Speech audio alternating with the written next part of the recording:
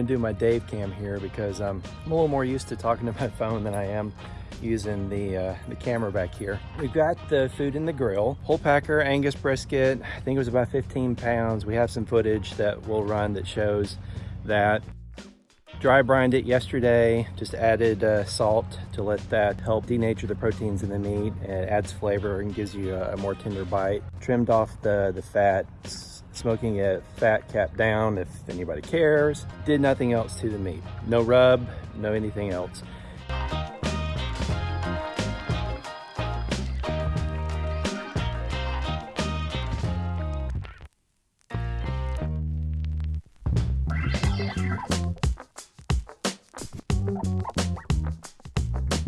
So the slow and sear is doing its thing. We're cooking low and slow now. We've got the brisket in there.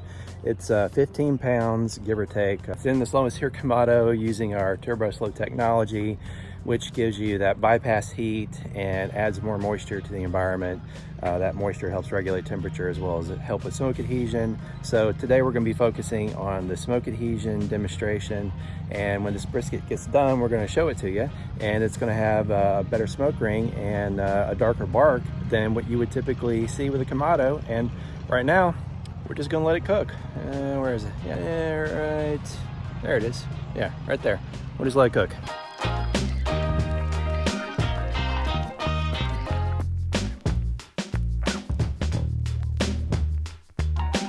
All right, it's around 11 o'clock. Temperatures dipping down just a little bit. So right before I go to bed, better safe than sorry. We're gonna check on things. Oh, wow, he's looking good. We're just gonna clear some ash here. I think we got enough fuel to make it through the night, so I don't need to mess with that. So we'll just let that keep going. It's 11 o'clock and I just made a couple adjustments I thought I'd show you guys. I had a wood block I'd put under the brisket just to help the top bubble up, keep it from collecting water. The color is really nice on that. I've added a little bit of charcoal just to be on the safe side. The water is mostly gone. I mean, I can still hear a little bit steaming, but this is looking pretty good, and I think this will get us through the rest of the night. Whew, it is chilly out here. Good morning, y'all. Let's see what time it is. It's 6:37, so we've been going 7+ hours, I'm not sure. 223, 224, 180s. So looks like the brisket's getting close to done. We must be through the stall. Let's have a look. Oh yeah, oh yeah. So nothing but salt on that brisket, salt and smoke. And we have got, I don't know what you call it. I call that really, really nice color. That's just beautiful. Wow. Yeah, all my probes are in the way. I don't think we need these anymore. Ain't nothing wrong with that. I think we're gonna wrap her up and let her continue up to 203 till she's probe tender. Let's see what she feels like right now. You know what, she's close. Wow, right there. A little more time. All right, yeah, we're gonna wrap her, let her go for a little bit longer.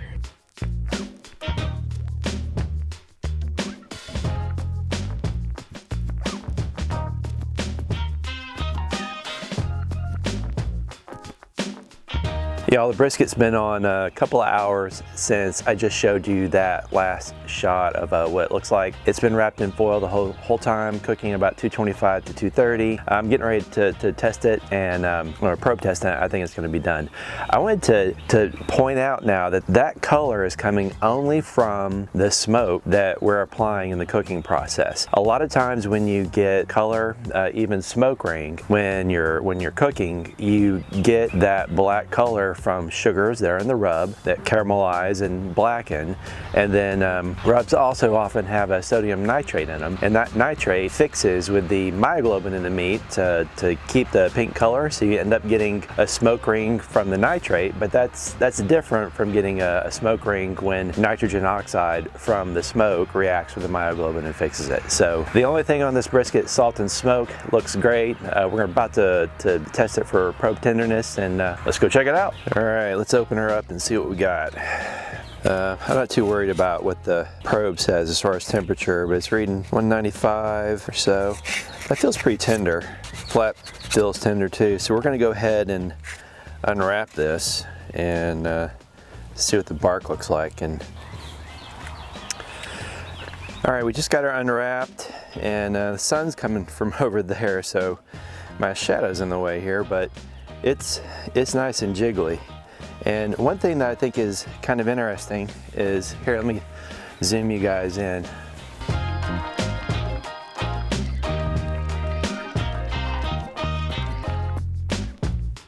If you look at the brisket, you can see the muscles, the lines of the muscles, and that just further demonstrates that there's nothing on that brisket, nothing but salt. There's no rub, no sugars, no anything on the surface. So we actually see the lines of the muscles, and all that color is from the smoke. So that's pretty cool.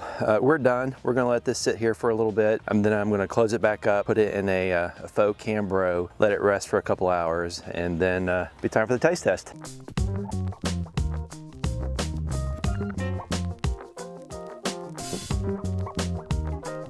Folks, when I first put the brisket on the board, I giggled. It is just so beautiful. I'm just, wow. One thing that's immediately apparent when we have it in the light here on the inside is you can just see the muscle fibers so easily, because there's absolutely nothing but salt and smoke on this brisket. No rub, no sugar, no seasonings, no nothing. I'm just gonna cut right here, and we're gonna see what she looks like. Ooh, got some bark. Very tender. Got this piece over here. Ooh, a little smoke ring there. And look at that. Look at that. OMG. That is beautiful. Nice smoke ring, nice bark. I mean, I don't know, that looks like it came out of a offset to me. That's pretty nice. Let's get a close up here.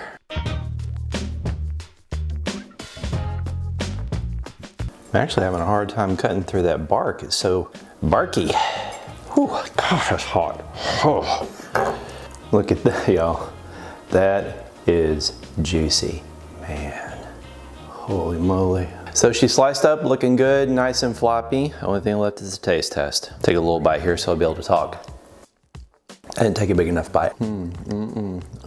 So that's delicious. What I will say is, really glad I put the salt on it. Salt just brings out the beefy flavor. It's got a strong beef flavor. You don't taste any seasoning, of course, because there's no seasoning on it, but the smoke flavor just comes even more forward because of that. It's great smoke flavor, very smooth, not bitter or acrid. There's no harsh notes to it. Intensely mild smoke flavor. So that's a great result. I'm very happy with it. I hope you enjoyed this video.